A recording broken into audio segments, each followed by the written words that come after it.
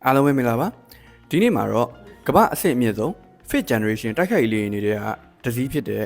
ရုရှားနိုင်ငံကနေပြီးတော့ထုတ်လုပ်ထားတဲ့ Su-57 ဆိုတဲ့တိုက်ခိုက်ရေးအကြောင်းကိုရှင်းပြပေးတော့မှာဖြစ်ပါတယ်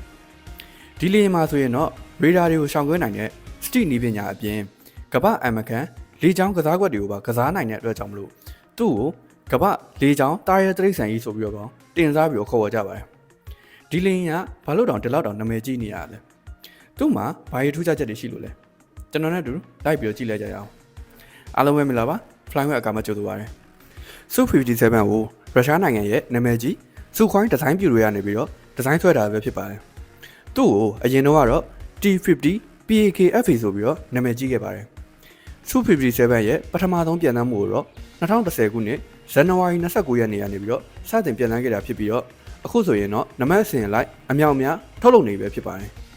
ကဲဟုတ်ပြီအဲ့ဆိုရင် Su-57 ရဲ့အမြန်နှုန်းနဲ့ပြန်တမ်းမှုစွမ်းရည်ကိုကြည့်လိုက်ကြအောင်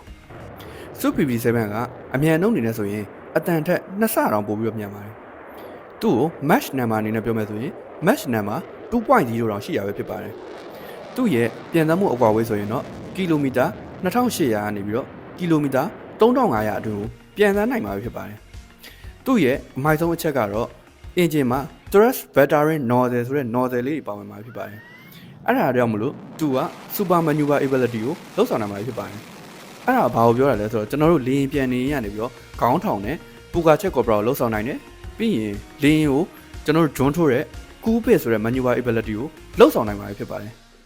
ကဲဟုတ်ပြီဒါဆိုရင် Su-57 ရဲ့နီးပညာပိုင်းကိုဆက်ပြီးတော့တွားလိုက်ရအောင် Su-57 ကလေရင်ထိပ်ဖူးပိုင်းမှာဆိုရင်တော့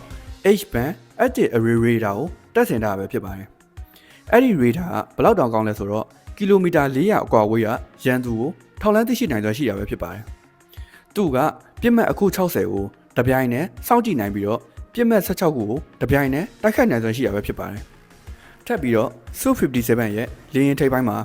IRST လည်းပါပါသေးတယ်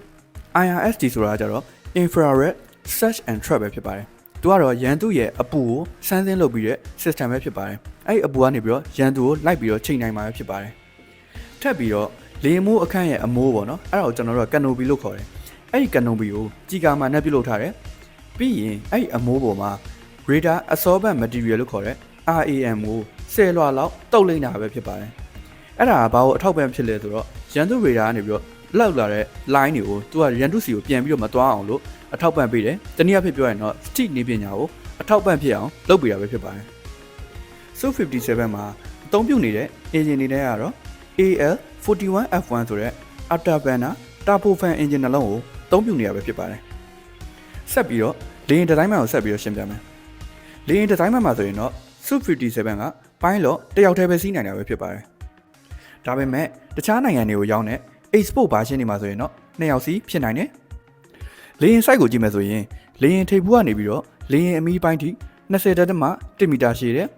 လေယာဉ်တောင်မှန်ဟိုဘက်အစွန်ကနေပြီးတော့ဒီဘက်အစွန်ထိက14.1 မီတာရှိရပဲဖြစ်ပါတယ် Su-57 ကိုနေတိုးနဲ့အနောက်အုပ်စုတွေကတော့သူ့ကိုနာမည်ပြောင်းနှစ်နေနေနဲ့ Filon လို့ခေါ်ပါတယ်ဟုတ်ပြီဒါဆိုရင် Filon ရဲ့လက်နက်ပိုင်းကိုဆက်ပြီးတော့တွားလိုက်ရအောင် Su-57 ရဲ့လက်နက်ပိုင်းမှာဆိုရင်တော့သူကလက်နက်တွေကိုလေယာဉ်ကိုယ်ရဲ့အပြင်ဘက်မှာတက်ဆင်ထားတာမဟုတ်ပါဘူးဘာလို့အပြင်ဘက်မှာမတက်ဆင်ထားလဲဆိုတော့လေယာဉ်ကိုယ်ရဲ့အပြင်ဘက်မှာဒါတက်ဆင်ထားမယ်ဆိုရင်ရန်သူ radar ကနေပြီးတော့ထောက်လန်းသိရှိနိုင်တယ်အဲဒါကြောင့်မို့ Su-57 ရဲ့ကိုပြောင်းနေပညာကိုနှောက်ယှက်ပေးနိုင်မှာဖြစ်ပါတယ်အဲ့ဒါကြောင့်မို့လို့ Su-57 မှာဆိုရင်လက်နက်တွေကိုလေယာဉ်ကိုယ်ရဲ့အထဲထဲမှာတင်းစီထားပဲဖြစ်ပါတယ်သူ့မှာတက်ဆင်အသုံးပြုနိုင်တဲ့လက်နက်တွေဆိုရင်တော့ R77M ဆိုတဲ့ Beyond Visual Rate Missile ကိုတက်ဆင်တာပဲဖြစ်ပါတယ်ရှင်းရှင်းပြောရမယ်ဆိုရင်ကျွန်တော်ကီလိုမီတာအဝေးကိုပြစ်နိုင်တဲ့ Missile တွေကိုတက်ဆင်တာပဲဖြစ်ပါတယ်ပြီးတော့ Short Range Missile အနေနဲ့ဆိုရင်တော့ R74 ဆိုတဲ့ Missile တွေကိုတက်ဆင်အသုံးပြုထားတာကိုတွေ့ရပါတယ် Su-57 မှာတက်ဆင်အသုံးပြုနေတဲ့စက်တပ်နက်အနေနဲ့ကတော့ 30mm ကြီးစံကိုအသုံးပြုထားတဲ့ GSH-301 ဆိုတဲ့စက်တပ်နက်ကိုတက်ဆင်အသုံးပြုထားတာကိုတွေ့ရပါတယ်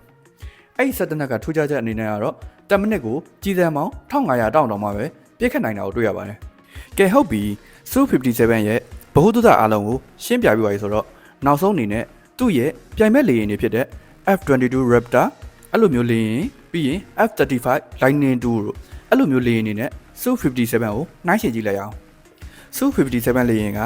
F-22 တို့ F-35 တို့အဲ့လိုမျိုးလေယာဉ်တွေထက် စိုက်ပို့ပြီးတော့ကြည့်တဲ့အတွက်ကြောင့်မလို့လက်နက်ကိုလည်းပို့ပြီးတော့တင်နိုင်မယ်ပြီးရင်လင်းစီကိုလည်းထပ်ပြီးတော့ပို့ပြီးတော့တင်နိုင်မှာဖြစ်တဲ့အတွက်ကြောင့်မလို့ခရီးအကွာဝေးကိုလည်းပို့ပြီးတော့များများရောက်နိုင်မယ်ပြီးရင်ဈေးနှုန်းပိုင်းကိုကြည့်မယ်ဆိုရင်လည်း F35 တစီးကိုဒေါ်လာတန်း80ကျော်ရှိနေတဲ့အချိန်မှာ Su-57 ကဒေါ်လာတန်း30နဲ့60ကြားရှိတယ်လို့ခန့်မှန်းလို့ရပါတယ်အဲ့ဒါကြောင့်မလို့ Su-57 ကဈေးနှုန်းအနေနဲ့ပို့ပြီးတော့ချိုနိုင်ပါတယ်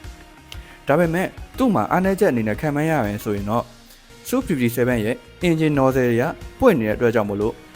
stick နီးပညာကိုပြောက်နီးပညာအပိုင်းမှာဆိုရင်တော့ F22 တို့ F35 တို့ကိုရှင်းနိုင်ရမှာတော့အားနည်းချက်တော့ရှိနိုင်ပါတယ်ချုပ်ပြောမယ်ဆိုရင်တော့ Su-57 ကရုရှားလေတပ်ရဲ့အားအကိုရဆုံးနဲ့ခေတ်အမီဆုံးလေယာဉ်တစ်စီးပဲဖြစ်ပါတယ်မိတ်ဆွေတို့ရော Su-57 ကိုပို့ပြီးတော့ကြိုက်လားဒါမှမဟုတ် F22 တို့ F35 တို့ကိုပို့ပြီးတော့ကြိုက်လားမိတ်ဆွေတို့ရဲ့ထင်မြင်ချက်ကိုအောက်က comment မှာမျှဝေနိုင်ပါတယ်လေရင်ကြောင့်ဘုဟုတ္တတွေကိုထပ်ပြီးတော့တင်ပေးမှာဖြစ်တဲ့အတွက်ကြောင့်မလို့ကျွန်တော်ရဲ့ channel လေးကို follow နဲ့ subscribe လုပ်ဖို့မမေ့နဲ့အောင်နော်အာရုံစိုက်ပေးကြည့်ပေးတဲ့အတွက်ကျေးဇူးတင်ပါတယ်နောက်တော့မှပြန်ဆုံကြမယ်